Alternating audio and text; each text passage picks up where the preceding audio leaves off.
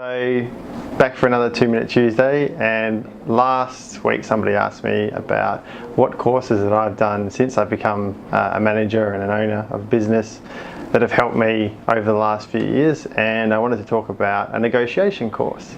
So the course that I did was the course by Scott Work. It's called Negotiation or Advanced Negotiation, I believe, something along those lines, and it's actually a workshop. So it's a 3-day course, and you spend most of that time in mock scenarios with other people that you're doing the course with, and you're trying to implement the skills that they've taught you in a few-minute session before that mock trial, and you give it a go. So I found that really helps me with my learning style, which is learning by doing, and it really helped me understand what negotiation's all about because of the pointers that they give you before you go into the mock example.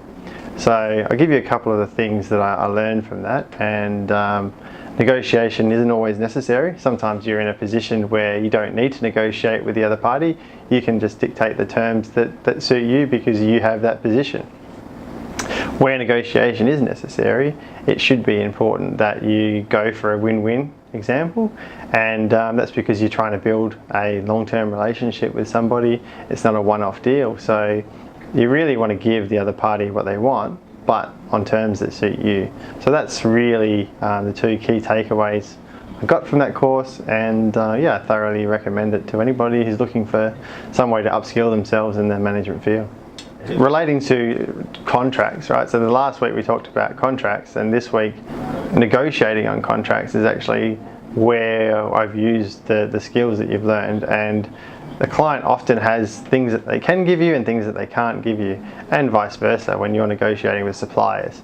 So trying to understand and listen to what the other party is saying, because they often can't tell you what their like the minimum amount you'd accept in an employee contract or something like that. So you don't want to tell your employer what's the least that you would accept, right? You want to go for the highest. So you want to, but say you drive to work and you really need a car, but you don't want to sacrifice too much of your salary to get the car spot because you know they're expensive and they're limited.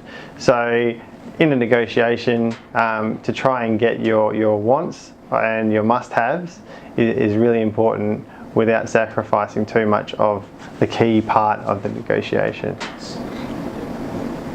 Yeah, so often your employer will be bound by the rules of HR, and so there'll be limitations on what things they can actually negotiate with you and what is actually up for negotiation. So as a employee, and being part of a negotiation, that's part of the discovery process, is to try and work out what is actually available for negotiation, what's on the side, and coming up with some good ideas of things that you'd like to have.